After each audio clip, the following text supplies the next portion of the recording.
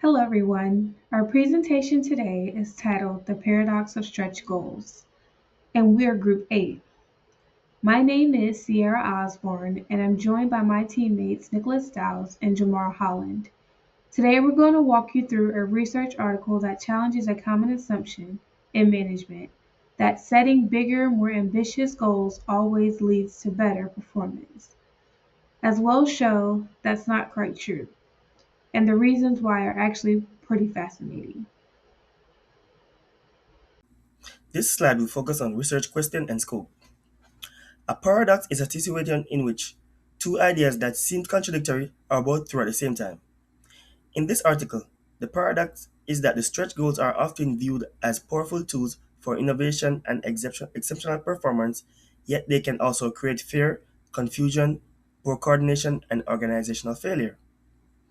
Even more interesting, the author argued that stretch goals are often most attractive to struggling organizations, the same organizations that may be least prepared to manage the risk involved. The central research question that our group will be focusing on is under what organizational condition do stretch goals improve learning, innovation, and performance, and when do they increase the likelihood of failure? The author defines stretch goal as an organizational target that appears impossible to achieve using the organization's current capabilities, knowledge, and practices. These goals are different from ordinary difficult goals, but they involve both extreme difficulty and extreme novelty. In other words, the organization is not only uncertain whether the goal can be achieved, but also does not know how to achieve it. What I found most interesting is that the article challenges the popular belief that ambitious goals are automatically beneficial. The authors explain that stretch goals can stimulate creativity by forcing organizations to question old assumptions, search for new solutions, and experiment with unfamiliar methods. However, the same pressure can also overwhelm employees, reduce commitment, encourage quick fix, and disrupt effective routines. The scope of the article is therefore organizational rather than individual. It focuses on how leadership, recent performance, available resources, organizational confidence, and learning capacity shape the outcome of stretch goals. The major theme is that success of an ambitious goal depends less on how inspiring the goal sounds and more on whether the organization has resources and capabilities to pursue it effectively. The author ultimately presents stretch goal as a strategic tool that must be selectively, not as a universal solution for improving performance. The theoretical motivation of this article begins with fundamental challenges in organizational management. Companies must balance exploitation and exploration. Exploitation means using existing capabilities, routines, and knowledge to maintain short term performance. Exploration means experimenting, innovating, and searching for new ways to compete in the future. The authors are interested in whether stretch goals can help organizations break through inertia and move beyond familiar routines without damaging current performance. What I found interesting is that the article does not treat stretch goals as simply motivational tools. Instead, the authors examine the mechanism that explains why these goals sometimes produce innovation and sometimes produce failure. Cognitively, a stretch goal may encourage employees to question assumptions and search for new information, but it may also create confusion or hypervigilance. Effectively, it can generate optimism, energy, and urgency, but it can also create fear, helplessness, and defensiveness. Behaviorally, it may stimulate experimentation and persistence, or it may lead to chaotic change, poor coordination, and also abandonment of useful routines. A second major theme is the development of contingency perspective. The author argues that stretch goals do not succeed simply because leaders communicate them effectively. Their outcomes depend on organizational conditions, especially recent performance and the availability of slack resources. Organizations with strong performance, financial flexibility, capable employees, and room to experiment are more likely to benefit. Struggling organizations with limited resource may interpret the same goal as a threat rather than an opportunity. The article challenges traditional goal setting theory, which generally assumes that more difficult goals improve performances. The author shows that when goals become seemingly impossible and require completely unfair methods, greater ambition does not automatically create better results. The central theoretical contribution is therefore that stretch goals are neither inherently good nor bad. Their value depends on whether the organization possesses the readiness, resource, and learning capacity necessary to convert extreme ambition into productive innovation rather than organizational disruption. This article uses a conceptual theory building methodology rather than an empirical research design. In other words, the authors do not collect survey data, conduct experiments, or test a statistical model. Instead, they synthesize prior research to build new theoretical explanation of when stretch goals are likely to help or harm an organization. That approach is appropriate because the purpose of the article is to clarify a concept that had often been discussed in business practice but had not yet been fully explained in an organizational theory. The authors draw from several research areas, including goal setting theory, organizational learning, behavioral decision making, strategic management, risk taking, and dynamic capabilities. They then integrate these perspectives into a contingency framework. Their analysis focuses on three categories of mechanism: cognitive, affective, and behavioral. Cognitively, stretch goals may encourage openness and create thinking, or they may create confusion and hypervigilance. Affectively, they may create optimism and urgency, or fear and helplessness. Behaviorally, they may stimulate experimentation and persistency, or lead to chaotic change and poor coordination. What I found interesting is that the methodology allows the author to move beyond the simple question of whether stretch goals work. Instead, they explain why the same goals can produce opposite outcomes in different organizations. That is the major theoretical theme of the article. The authors also uses examples such as Southwest Airlines and Toyota to illustrate how seemingly impossible goals are goals can stimulate radical innovation. However, these examples support the theory rather than serve as a formal empirical sample. The final product of methodology is a series of theoretical propositions. These propositions argues that outcomes depend heavily on recent organizational performance, slack resources, leadership capabilities, and overall readiness. Therefore, the article's main methodological contribution is not statistical proof, but the logically developed framework that managers and future researchers can use to evaluate when stretch goals are strategically appropriate and when they may create unnecessary risk. The central findings of the article is that stretch goals can produce both highly positive and highly negative outcomes. On the positive side, they can stimulate innovation, experimentation, persistence, and organizational learning.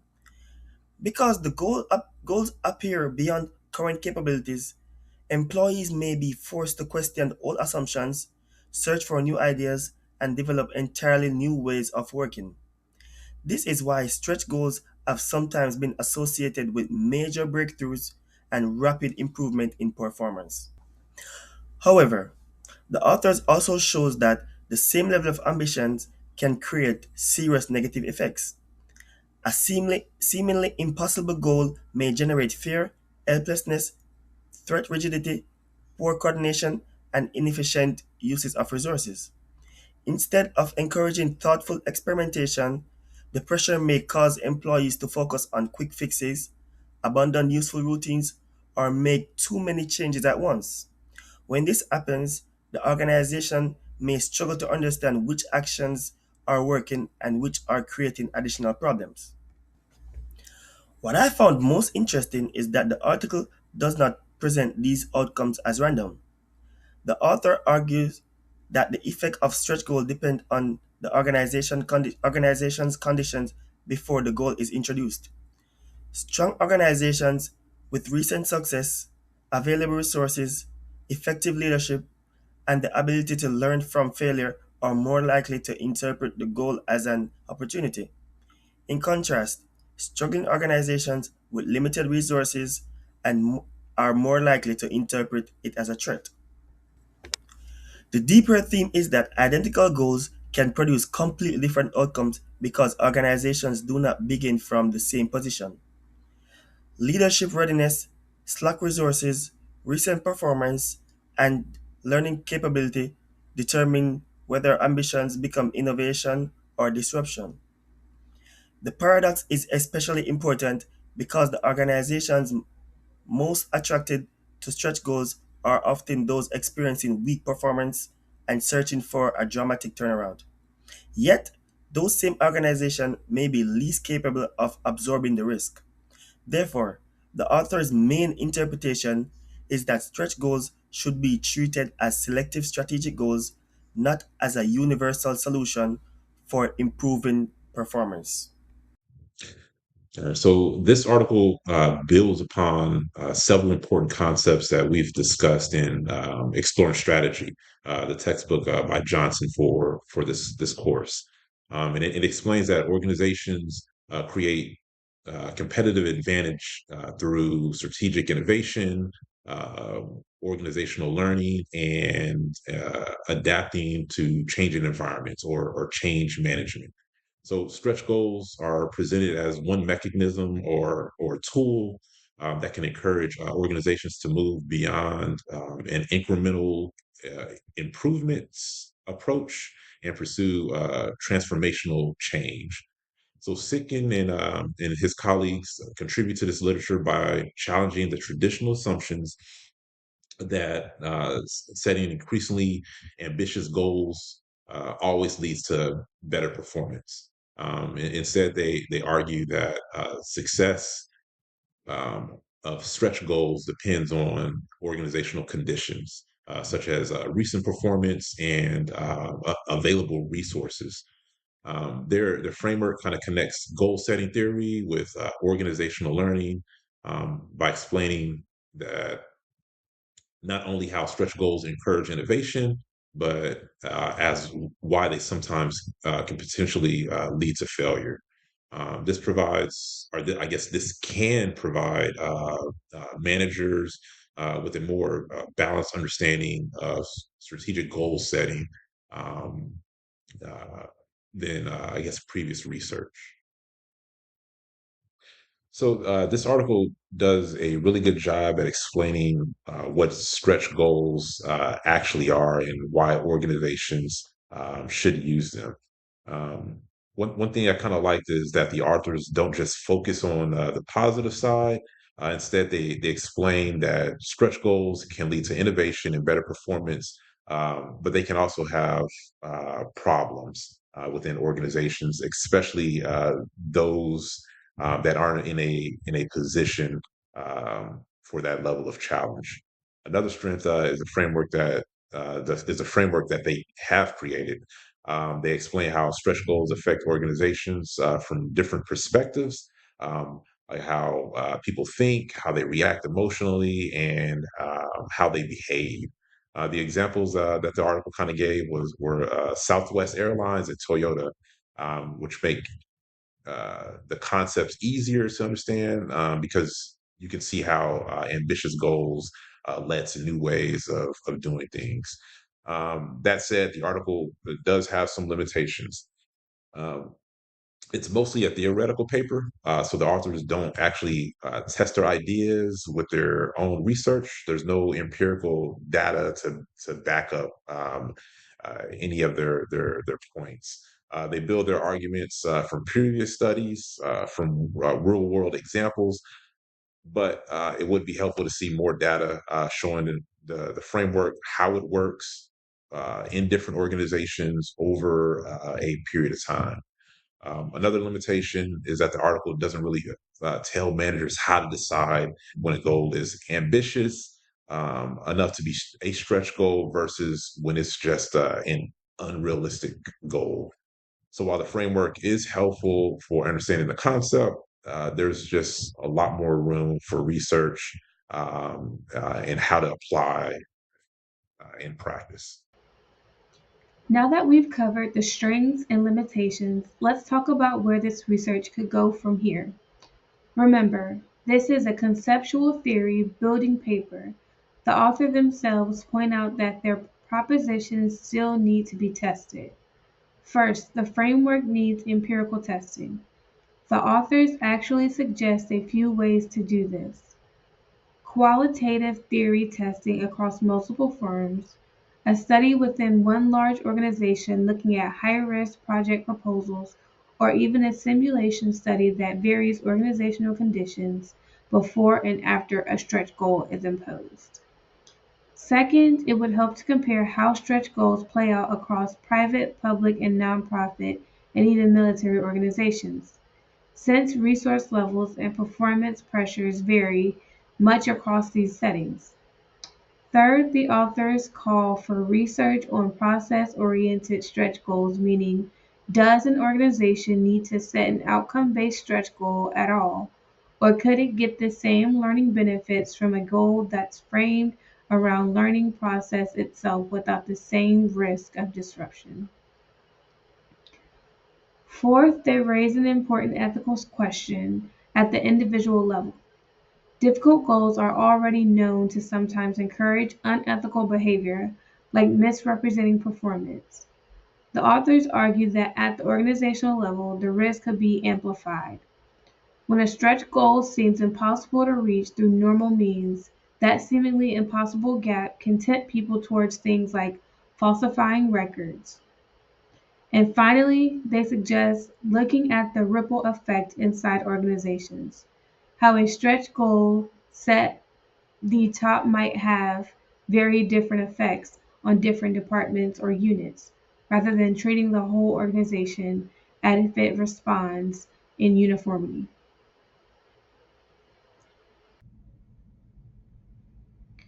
So, what's the big takeaway? The authors frame it as a genuine paradox. Their contingency framework says organizations are best positioned to benefit from stretch goals when they have both strong recent performance and high Slack resources. That's their sell too. But here's the catch: organizations in exactly that position tend to be the least likely to actually use stretch goals because success breeds a kind of conformable risk adverse mindset. Meanwhile, struggling organizations with low performance and low Slack sell 3 are the ones most drawn to stretch goals, precisely because they are desperate. But those are the organizations least equipped to handle the risk, and stretch goals are more likely to make their decision worse. So, the key insight is that stretch goals are strategic tools, not universal best practices. And the organizations most tempted to reach for them are often the ones that can least afford the fallout if they fail.